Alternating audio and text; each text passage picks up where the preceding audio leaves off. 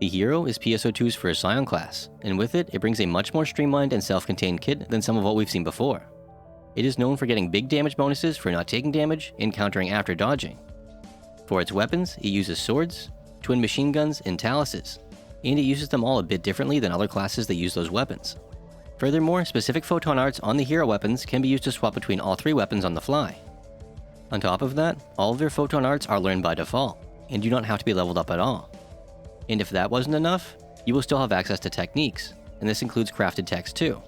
So you can use Resta and Megaverse to heal, Anti to remove statuses, Sephoi 0 for added mobility if needed, and you can even use Shifted to buff yourself if there's no one else around. Then, when it comes to mags, the hero comes with a skill already learned that, to put simply, takes the sum of any and all offensive powers in a mag and gives that sum to each of your melee, ranged, and tech powers. So it can essentially make use of any mag so long as it doesn't have any dex or defensive stats in it.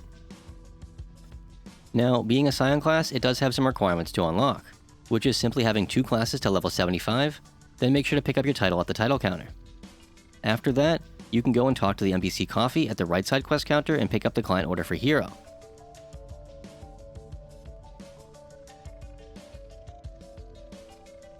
Unlike my other class-based videos, I've combined everything hero-related into this one video, so I'd like to first go over the skill tree as there's really not much to it, but at the same time it really impacts how hero is played. Then we can get into each weapon one by one and cover the PAs and skills that are associated with each of them at the same time. So when it comes to hero skill tree, it should first be noted that by the time you're level 90 and have all of the 14 client order skill points from the NPC Stratos in the gate area, you will have enough points to take everything you would ever want or need. In the end, there's only a few skills at the very bottom of the tree that you likely won't be taking, and that's because they give a pretty bad return on your skill point investment. So with that said, I hope I put a few of you at ease, and let's just get right into the skills. Like all classes, the hero gets a bunch of free quality of life skills at the top and along the right side. The only one that doesn't come free is Hero Encore Jump at the bottom. And this one lets you continue to jump off of an enemy after performing a double jump, just like Bounce's Jet Boot skill that allows them to do the same thing. This can be very helpful to stay up above enemies' heads, and this even lets you scale some walls or barriers that are attackable too. Moving back up to the top left, we first have Heroic Boost, which increases your power by 1% every second until reaching the cap. If you then take damage equal to or over 20% of your total HP, you will then lose some of this accumulated power. However, with the skill Hero Counter, every time you sidestep or dodge an enemy, if you normal attack immediately after, you will perform a very strong counter attack, which is a big part of your damage as hero. And, at the same time, you will also recover a set percentage of your heroic boost. So, the idea is to not get hit. And if you do, you can get your boost back up by continuing to not get hit, and or a dodge counter as well. Now, at the time of making this video, I was not sure if Hero was going to be released on global with the recent buff that it just got in the Japanese version, which increased heroic boost cap to 80% from 60, and upgraded heroic counter to restoring 20% of that boost instead of 10. Either way, it doesn't really matter which one we get, as we'll likely see that buff soon enough. But for now, just go by the numbers you see in the skill tree in-game when it pertains to these few skills. Continuing down the left side, we then have the hero weapon bonuses that each give an unconditional 50% damage. And speaking of boosts, the skill Hero Attack bonus to the right grants another 20% damage when using a hero weapon. So with that said, these 5 skills we just went over are really good to max as soon as possible. Now, while our attention is still at the top of the tree, I'd just like to quickly mention the high level hero bonus, which is exactly the same as every other class's level 80 skill, which gives a 1% damage for every skill point and maxes at 5. Ideally, you want to take this on just about every class too. Let's now skip down to the bottom few rows, as they are all standalone skills. And once you understand those, all that will be left is what pertains to hero time in the center of the tree. So, this whole row right here are skills that pertain to specific weapons that hero uses. I'd highly suggest to pick up every one of these skills for every hero weapon you choose to use, though the Talis skills are generally not as necessary to their playstyle as other weapon skills are. Normally, the sword's weapon action can be held to charge a stronger shot. With high aura charge, you can charge this to a second stage that does significantly more damage and has AoE. Then, Combo Aura Shot simply allows you to fire off a first stage weapon action charge shot after any sword attack you do without the need to actually charge it. Next, TMG Attack PP Preservation will cut down the total PP consumption of the twin machine gun's normal attacks, which actually cost PP. So if you plan to use the TMGs on Hero, this will really help. Hero Talis Charge Preservation works very similarly to Force's Charged Escape. as you will be able to hold a charge of a tech or a charged Talis throw when dodging, and can then release the fully charged ability whenever just by tapping the same button again. To understand what the next Talis skill does, you should first know that after holding or charging the Talis' weapon action, you will then throw a Talis out and make a mark, much like how the Talis normally works. However, this can also be stuck to enemies as well. Anyways, once it's thrown out, it will last for 3 minutes and you can instantly teleport to it by tapping the weapon action again.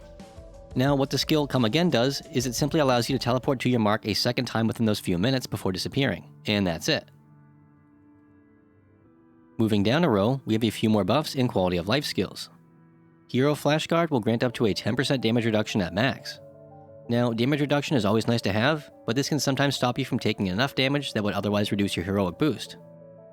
Next up is Hero's Will, and at max this will give you a 100% chance of surviving an otherwise lethal hit, and then 5 seconds of invulnerability afterwards. Though this can only be used once per mission. However, this can be reset with a level 85 skill Hero Refresh, but we'll get more into that in just a minute or two. Either way, Hero's Will is an amazing survivability tool and it should not be overlooked. All tech PP preservation simply reduces the PP cost of every tech by 20%. Even if you don't plan on doing any casting, this can still be really nice to have when you want to use techs to heal like Resta or Megaverse, when removing statuses with anti, or when possibly using Sephoi Zero to get around. Victory Shout is a taunt that also restores some PP as well. In general, some may overlook this ability, but it can be very useful to have, as you can use it to divert enemies' attentions away from defensible objectives. Precision Attack Critical grants a crit rate increase when attacking weak spots, or matching the techniques you cast to the enemy's elemental weakness. From here on, this last row is generally not really ever paid much attention to, as each takes 10 skill points to max out and they don't really give much in return. Whereas there are so many more things in the tree that are so important and don't take nearly as much skill points. HP up only gives 50 HP. PP up gives 10 PP, though I could see this being somewhat useful if you didn't take certain weapon skills or all-attack PP preservation. Total attack up gives 50 power to each stat, and total defense up gives 50 to every defense and 50 to dex. So you should now have a good idea of all the bonuses and quality of life skills that the hero has at its disposal. So let's move on to the most important part, which is hero time. Now, hero time itself is an active buff that will increase your power stat by 50 for every attack you land and will cap out at 999. Furthermore, this bonus can be racked up very fast with weapons that hit multiple times per PA, like the twin machine guns. If we then add in the skill right below it, Hero Time Finish, you can then use the skill Hero Time again from your sub-palette to end Hero Time and then perform a different finisher depending on which weapon you have equipped at the time, during which you will be completely invulnerable. The additional power you accumulated from attacks during Hero Time will also factor into the finisher's damage as well. Hero Time, however, is gated behind Focus, which is the bar that fills up at the top of your weapon palette. To even activate Hero Time, a full focus gauge is required, and it will end when the gauge empties. Attacking will help raise this gauge, and performing counters will help it raise very fast, but the whole next row of skills also pertain to focus accumulation too. Starting from the right, Hero Time Focus Gain allows you to start gaining focus the moment a quest starts and will slowly accumulate more focus over time. Moving to the left, Combo Focus Up gives you a focus increase when chaining different PAs or techs back to back. Then, Zero Range and Long Range Focus Ups simply increase your focus gain when attacking at close range and long range. Now, this is pretty beneficial to take no matter which weapon you use, as they all have close and long range PAs. Now we can move back up and cover Hero Time Counter Bonus, which gives a significant amount of focus when successfully dodging during Hero Time, and this is generally the best way to keep Hero Time going. Last but not least, there is Hero Refresh, which costs half a gauge of focus and can be used right from the sub-palette, and when doing so, it will reset Hero's Will, completely refill your HP and PP, and give you the same damage buff Hero Time gets. Unlike Hero Time though, this is not affected by Hero Time Counter Bonus or Counter PP gain, and Hero Time Finish cannot be used during this either. Nonetheless, it's still an amazing skill. And with that, you should now have a decent understanding of Hero's inner workings.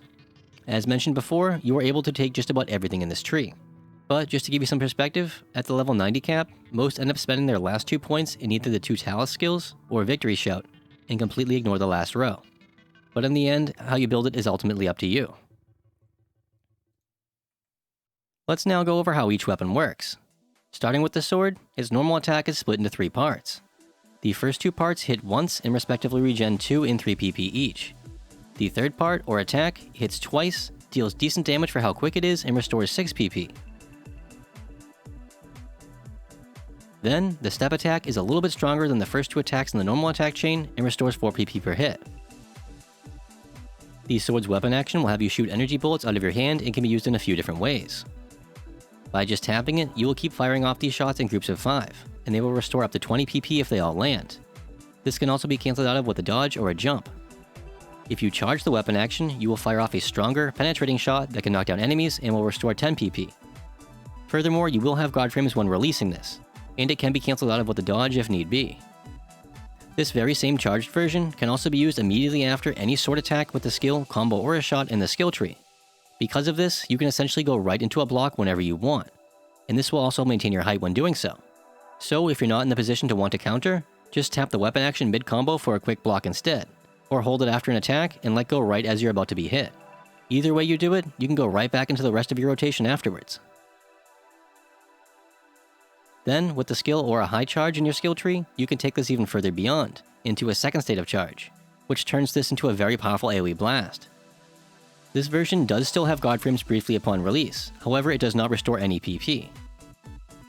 Now because of the skill hero counter, after successfully dodging an attack, then normal attacking, you will perform a counter like this, which also restores 15 PP. So with all that being said, when it comes to PP management with the sword, it's usually best to just stick to spamming the weapon action unless you can hit up to 4 or 5 enemies at a time with normal attacks. Countering is obviously always helpful too, and weaving a weapon action after every PA or so can also slow down how fast your resources are depleted as well. Moving on to the sword PAs, we first have Rising Slash. If you simply tap it, you will only throw your sword up above your head. However, if you hold it, you will prop yourself up into the air and continue to attack at the cost of about 5 PP per second. This PA also grants super armor, so you cannot be interrupted out of it, but you can be damaged. Luckily, you can dodge or jump cancel out of this after you are airborne.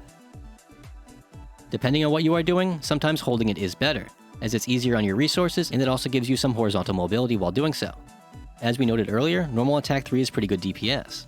So a simple combo you can do is Rising Slash twice, then normal 3, then repeat.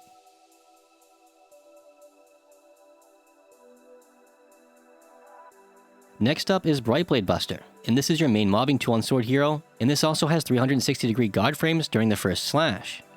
This can also be charged to perform a second stronger 360 degree slash, but this will cost an additional 30 PP and does not block like the first one. There's then Trick Flash, which is the sword's main mobility PA. If you are locked on and close enough, you will travel much more quickly to your target, and if you are locked on and in the air, Trick Flash can move you vertically as well. In general, its damage isn't great, but it can stun and it can be cancelled out of at any time with a dodge. So you can cancel out of the attacking animation and chain this back to back to get around much faster. Now, this is the first of 5 other hero PAs that can do something like this, but if you hold this PA, you will transition from the sword into the Talis, and then perform a quick attack with it. Half of heroes' PAs can transition between weapons like this, and are indicated by red, blue, or yellow arrows, or refresh signs in the top right hand corner of their icons. For the last of the sword PAs, there's Bullet Blitz, and this one will move you in a direction while firing out a stream of energy bullets. Now by default, with no additional inputs, this will move you backwards. If you use a directional input, you will then move in that direction while shooting at your target. Unfortunately, this cannot be cancelled out of, and can sometimes miss highly mobile targets if they don't stay in range. It's also worth noting that it does have some iframes during the beginning of the movement. Furthermore, this PA will transition you into the twin machine guns when held. A simple combo involving this PA is to do it twice back to back, then finish with a normal attack 3, just like the Rising Slash combo. And remember, using the weapon action at any time will reset your combo chain if you lose track. Moving on to the next weapon, we have the twin machine guns, and they act differently than what we're used to in this game. First off, you do not passively recover PP when they are drawn. Next, unlike just about every other normal attack in this game, the normal attack on TMGs when playing hero costs PP instead of restoring it. This is then where the weapon action comes in, as by holding it you will regen 20 PP a second. However, if you tap it on any perfect attack circle, 20 PP will instantly be restored, and this is referred to as a perfect reload. And if you continue to hold it after a perfect reload, you will gain 40 PP a second. Now, because it's such a readily available and quick way to get a perfect attack circle, repeatedly dodging and perfect reloading back to back is a very quick way to refill your PP. In general, Hero TMG's form of PP recovery is actually so good that it's highly suggested to always have a pair of TMGs on you even if you don't want to use them for actual combat. Getting back to the normal attack though, let's not forget we have the skill TMG Attack PP Save in the skill tree that reduces this cost to about 20 PP a second. You also have some freedom of movement while holding the normal attack, and can also dodge out of them at any given time. though you will slowly start to sink down to the ground when attacking with this in the air. When it comes to the step attack, it's nothing too special. However, it will somewhat maintain your height, and only costs 3 PP per use. Also, like all hero weapons, because of the skill Hero Counter, after following up a successful dodge with a normal attack, you will perform a counter that does a bit of damage and restores some of your heroic boost. Now getting to the TMG PAs, we first have Final Storm, and this one will bounce you around 3 times while shooting in every direction. This also has 360-degree guard frames for its entire duration and can be cancelled out of with a dodge. Jumping can also be used to cancel out of this, but only when in the air. Next, there's Starfire Squall, which shoots out 2 sets of 7 shots that can pass through enemies. Each set can also be used to hit different targets as well. Due to its decent range, AoE, and penetrating properties, this is a really nice PA for mobbing, especially in hallways. Starfire Squall can then be significantly buffed if used after a successful dodge, making it about 2.5 times stronger than its normal version, at the cost of losing some of its AoE. On top of that, you will also be invulnerable for the entire animation when using it this way. It should also be noted that this is even stronger than the normal TMG hero counter, and that you will not gain any hero counter bonuses from this at all, as this form of countering is just one of this PA's features. Anyways, with that said, this PA is pretty amazing for damage when you are fighting something you know you can get consistent counters off of. Slight Shot Gambit simply fires off a quick burst of ammunition. Holding it directional while doing this will quickly move you in that direction before unloading. In general, it's very decent for some ranged DPS and can even stun some enemies too. Lastly, by holding this PA, you will transition into the Talis. For the last of the TMG PAs, there's Switchfire Gambit, and this one is nice and simple just like the previous PA, as it just has you rush the target then fire off something akin to a shotgun blast at point blank range. There are iframes present during the gap closing portion, and you can dodge and jump cancel out of this too. Lastly, holding this PA will swap you to the sword if you have one. Last but not least, we have the Talis, and when it comes to using it on hero, it might be easier if you just completely forget how the Talis worked previously. Getting right to it, its normal attack will have you throw out the Talis' cards and is split up into 3 parts. The first restores 7 PP, the second 9, and the third 12. You are also able to move while using normal attacks, and can even do so while in the air. Best of all, you won't lose any altitude either. Next, we have the weapon action, and to put it simply, once it's charged, you can throw it out to wherever you want or even stick it to an enemy. This process is then called marking. Keep in mind that using free aim gives you much more control over where exactly you want to place the mark. Anyways, once it's on the field, by tapping the weapon action again, you will shift yourself to the marked spot, which can actually be dodged out of mid-shift if need be. One of the best parts of this has to be the fact that you can charge this while in the air without losing any height either. So you can move around indefinitely with this and never actually touch the ground. There are some limitations to this though, such as you can only teleport to the marked spot once, then it will disappear. If you take the skill Come Again in the skill tree, you can teleport to the marked spot twice before it disappears. Then the mark will also leave the field if you place a new one, move too far from the spot, swap to a non-hero weapon, wait more than 3 minutes, or if the marked enemy dies. It should also be noted that while you can't actually cast from your Talis like you can with the Force or Tekker, you can charge techs while airborne and barely lose any height while doing so. So if you want to cast with this, you can mark a spot up in the air, shift to it, then cast a few techs. Then repeat the process while weaving in normal attacks, which also maintain your height, to restore PP when necessary. Moving on to the actual PAs, we first have Houndblade, and this one will toss out 4 spinning blades that can lock onto up to 4 different targets, and will continue to spin, dealing damage for about 10 seconds.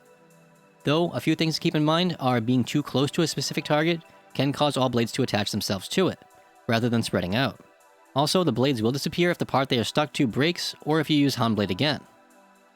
In general, this PA works best on bosses as it does some nice damage over time, and will even stay on the field when swapping to another hero weapon.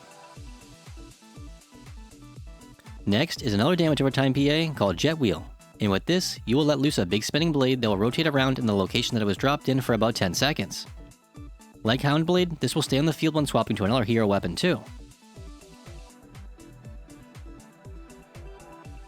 Fallback Gambit will move you in a direction while quickly tossing out your Talis and costs very little PP. By default, this will move you backwards and has iframes on the start of the movement. You can, however, use a directional input to change this to move in any direction you would like. Furthermore, this PA will transition you into the twin machine guns when held. Last but not least, there is Edge Racer Gambit, and this simply throws a Talis out very fast like a vertical saw blade, and can be spammed back to back very quickly for some really good DPS. When holding this, you will teleport to your Talis you just threw, then proceed to swap to a sword if you have one equipped. Now for Talis combos, you generally want to first try to lay down your damage over time PAs if possible, then transition into spamming either Fallback or Edge Racer Gambit. To conserve PP, you can do something similar to what we mentioned with the sword combos, and that's to do the aforementioned PAs twice, followed by the Talis normal attack 3, and that's really it.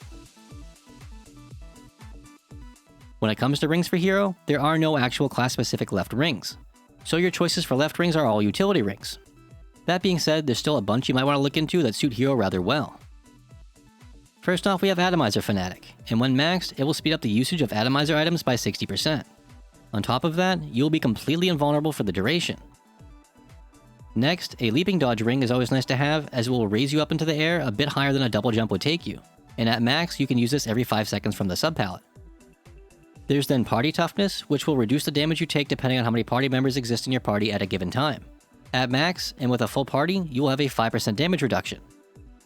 If you would like another form of protection at your disposal, Technique Charge Parry is a ring that will grant up to 0.6 of a second of guard frames when charging a technique. And for the last left ring I'd like to mention, there's Mag Excitement, and this one simply increases the occurrence of your Mag's auto action by 40% and its damage by 300%. Moving on to right skill rings, just like for any other class, this is where you would choose something that either suits your personal playstyle, or is something that you think would fill in some quality of life gaps of the class you're using it on. I highly suggest you take a good look at all the right skill rings there are out there, and then make a bunch of different ones for different situations. Anyways, getting right to it, both right composite rings are a good start for Hero. The Perfectionist composite ring grants a 3% damage buff to all 3 powers when you are over 75% HP. It may not sound like much, but it all adds up. Then, the Critical Strike composite ring grants a 20% crit rate and 3% crit damage to all 3 powers. Now, at the time of making this video, we still do not have the means to make Valor emblems, but it will only be a matter of time until we can. So definitely look out for those rings when they become available, as they give 1% damage, 10% crit rate, and 3% damage reduction. Some other notable mentions for right rings are Hunter Physique and HP Restorate. However, if you play Hero the way it's meant to be played, you probably won't get that much use out of them, but they are still nice additions to have if you would like to have more survivability. And that should just about do it for everything you need to know about Hero before jumping in. As usual, I will leave some links in the description for some skill builds and some other things as well. I hope everyone enjoys Hero, and until next time, take care.